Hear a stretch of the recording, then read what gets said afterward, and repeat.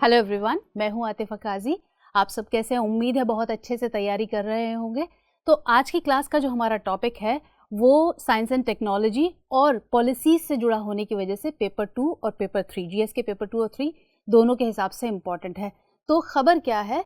दरअसल आप सभी को पता होगा, पिछले काफ़ी टाइम से आप सभी सुन रहे होंगे कि सरकार और जो सोशल मीडिया प्लेटफॉर्म्स हैं उनके बीच एक घमासान की सी स्थिति बनी हुई है, और ख़ास तौर से ट्विटर के साथ। तो अब इसमें नया क्या घटा है? तो नया ये है कि ट्विटर ने क्या किया, आईटी मिनिस्टर रविशंकर प्रसाद का जो ट्विटर अकाउंट है वो ब्लॉक कर दिया। घटना बहुत बड़ी है तो इसलिए ख़ास भी है। तो क्यों ब्लॉक किया और कैसे पता चला? कि जब कल सुबह जब रविशंकर प्रसाद जो मिनिस्टर हैं उन्होंने अपना अकाउंट एक्सेस करने की कोशिश की तो कुछ इस तरीके का मैसेज आया, और उस मैसेज में लिखा हुआ था कि जो अमेरिका के डिजिटल मिलेनियम कॉपीराइट एक्ट है यानी डीएमसीए, उसका वायलेशन हुआ है इस ट्विटर अकाउंट से, तो इसी वजह से इस अकाउंट को ब्लॉक किया जा रहा है। तो ये हालांकि इसके घंटे भर बाद उसको अनब्लॉक भी कर दिया गया अकाउंट को, लेकिन एक वार्निंग के साथ कि अगर आगे आपके अकाउंट से फिर ऐसा कुछ किया जाता है, इस तरह का अगर वायलेशन पाया जाता है तो फिर से इसको ब्लॉक कर दिया जाएगा। तो ये अनब्लॉक तो हो गया, लेकिन एक वार्निंग के साथ। अब ये ब्लॉक क्यों किया गया था, मसला क्या था सारा? दरअसल एक बहुत पुराना जो है मिनिस्टर का एक पुराना ट्वीट निकाला, और वो कब का था? 16 दिसंबर 2017 का। उस ट्वीट में क्या था कि रविशंकर प्रसाद ने एक ट्वीट किया था विजय दिवस के, जो 1971 की जो युद्ध हुआ था उसके अवसर पर विजय दिवस के रूप में एक ट्वीट किया था, जिसके बैकग्राउंड में जो उस युद्ध में जो शहीद थे उन सबको श्रद्धांजलि देने के लिए उसके बैकग्राउंड में एक गाना था जो ए.आर. रहमान का कंपोज था, माँ तुझे सलाम। तो उसी को लेकर सोनी के बिहाफ में international federation of phonographic industry ने ये वायलेशन का मामला दर्ज कराया, कंप्लेन की, और उसी के आधार पर ये अकाउंट ब्लॉक किया गया। तो इस पर जो था मंत्री का कहना ये है कि इतने सालों से तो जो टीवी चैनल्स पर, न्यूज़ चैनल्स पर ये इस तरह के क्लिप्स चल रहे थे, तो अब तक तो कोई वायलेशन का इस तरह का कोई मुद्दा नहीं उठाता, तो इस पर क्या ऐसी परेशानी हुई कि जो ये मुद्दा उठाया गया। और दूसरा सबसे बड़ी बात, उन्होंने कहा कि जो ये इसकी एक्टिविटी है ट्विटर की, वो भारत के जो सूचना प्रौद्योगिकी नियम 2021 हैं उसके नियम 4(8) का उल्लंघन है सीधा सीधा। किस तरीके से? क्योंकि इसके लिए उनको कोई भी पूर्व सूचना या पूर्व चेतावनी नहीं दी गई थी कि आपके अकाउंट से इस तरीके का वायलेशन हुआ है, और सीधा सीधा अकाउंट को ब्लॉक कर दिया गया। तो ये सारा मामला था कि किस वजह से ट्विटर ने अकाउंट ब्लॉक किया था। इस पर शशि थरूर ने भी ये कहा कि उनके साथ भी इसी तरह की घटना हुई थी, उनका भी अकाउंट जो है ट्विटर अकाउंट वो ब्लॉक कर दिया गया था। बोनी एम का कोई सॉन्ग था रास्पुतिन, जिस पर ये कॉपीराइट वायलेशन का मामला हुआ था और उनका अकाउंट इस तरीके से ब्लॉक कर दिया गया था। तो उन्होंने कहा कि आपका ही नहीं, मेरा भी इसी तरीके का मामला हुआ था, और अब ज़रूरत है कि हम इस तरीके के जो मामला हुआ है ट्विटर से उसकी पूछताछ करें और इसके लिए सख्ती से कोई कदम उठाए। तो अब यहाँ पर हम बात कर रहे थे डीएमसीए की, यानी कि डिजिटल मिलेनियम कॉपीराइट एक्ट, जो कि अमेरिका का है। बेसिकली ये अमेरिका का एक कॉपीराइट एक्ट है। इंटरनेट पर जो कंटेंट अपलोड किया जाता है, इंटरनेट के कंटेंट से रिलेटेड एक कॉपीराइट एक्ट है। और ये किस तरीके की सुरक्षा देता है? जो कॉपीराइट होल्डर्स हैं उनका जो भी कंटेंट है उसके प्रोडक्शन और जो वितरण किया जाए उनकी अनुमति के बिना वो गैर कानूनी होगा और एक अपराध होगा, एक ऑफेंस होगा। और इसमें क्या है कि अगर कोई वायलेशन होता है तो जो कॉपीराइट होल्डर है वो इसके लिए कंप्लेन कर सकता है और वायलेशन का मामला दर्ज कर सकता है। तो इसके लिए जो भी कॉपीराइट का जो वायलेशन हुआ उस पर पेनल्टी लग सकती है। अब ये जो एक्ट है, जो ये डीएमसीए, ये लागू कब हुआ था, ये बनाया कब गया था? तो 1998 बना था। तत्कालीन जो राष्ट्रपति थे बिल क्लिंटन, उन्होंने अक्टूबर 1998 में इस पर हस्ताक्षर किए थे और ये एक अधिनियम बन गया था।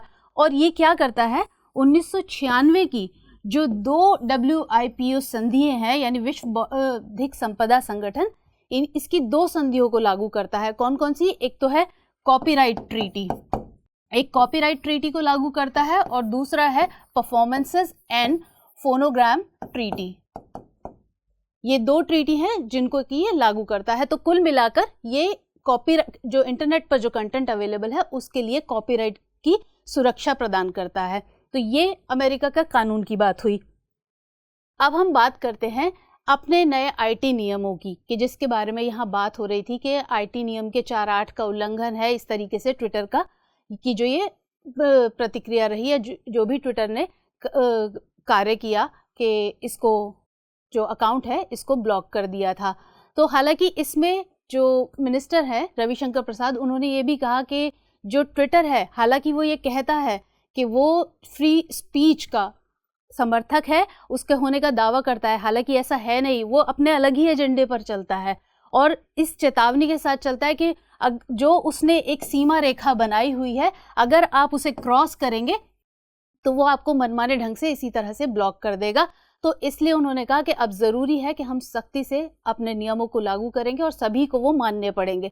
तो वो नए आईटी जो नियम हैं वो क्या है 2021 के, इसके बारे में पूरा यहाँ हम संक्षेप में देखेंगे, क्योंकि पूरा इस पर हम पहले भी एक वीडियो बना चुके हैं, लिंक डिस्क्रिप्शन बॉक्स में दे दिया गया है, हिंदी और इंग्लिश दोनों का लिंक है, तो आप जिसमें भी देखना चाहें आराम से देखकर पूरा उसको समझ सकते हैं। तो यहाँ इसीलिए हम थोड़ा इसको ब्रीफ में इसकी जानकारी ले लेते हैं कि आखिर है क्या। तो ये इंफॉर्मेशन एंड टेक्नोलॉजी रूल्स 2021 है।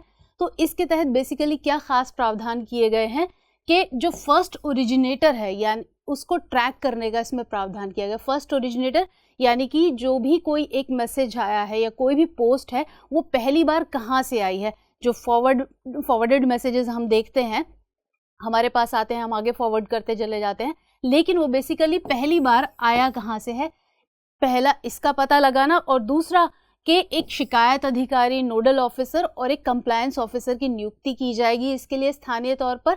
तो हालांकि ट्विटर का ये कहना है कि उसने इन सब की नियुक्ति कर दी है, लेकिन मिनिस्ट्री का ये कहना है कि वो नए आईटी रूल्स के रिक्वायरमेंट्स को पूरा नहीं करती है, इसीलिए हम उसे वैलिड कंसिडर नहीं करते, क्योंकि पूरी अगर रिक्वायरमेंट्स नहीं पूरी करेंगे, यानी हमारे हिसाब से जैसे हमारे नियम है उस हिसाब से नहीं है, तो उसको हम वैलिड नहीं मानेंगे। तो यही मिनिस्ट्री ने कहा भी है।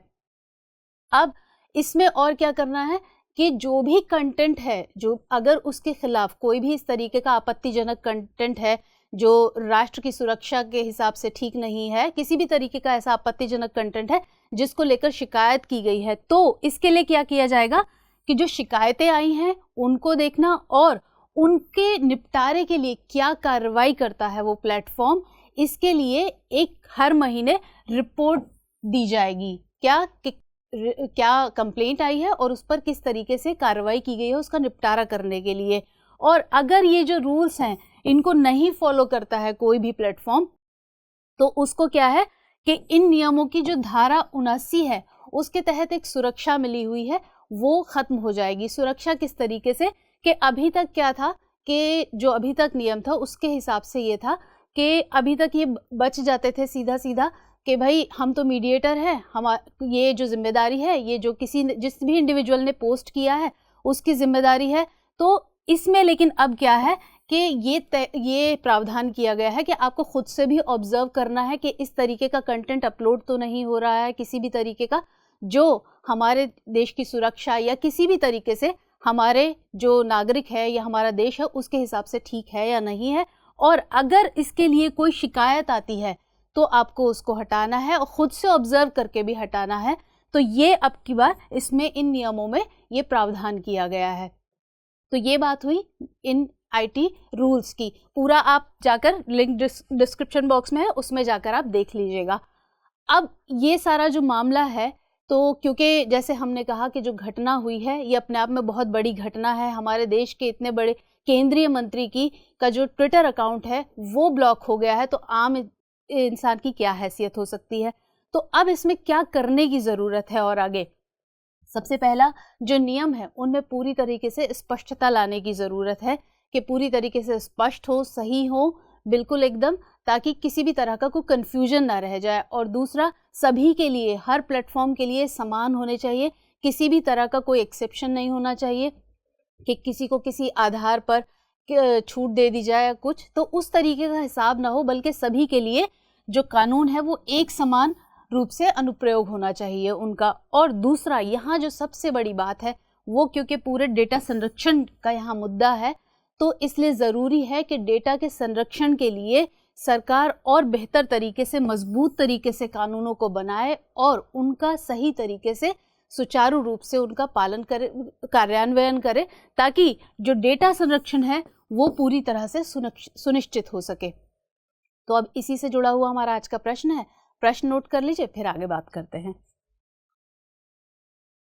हाल ही में ट्विटर ने भारत सरकार के केंद्रीय मंत्री का अकाउंट ब्लॉक कर दिया। ट्विटर के इस कदम का परीक्षण कीजिए, साथ ही ऐसी स्थितियों से निपटने में भारत के नए आईटी नियमों के महत्व को रेखांकित कीजिए। तो इस प्रश्न के हिसाब से जो भी नियम है, जो नए 2021 के जो नए नियम है, आईटी नियम, उनको देखकर, अच्छी तरह समझकर आप इस उत्तर को लिखने की प्रैक्टिस कीजिए।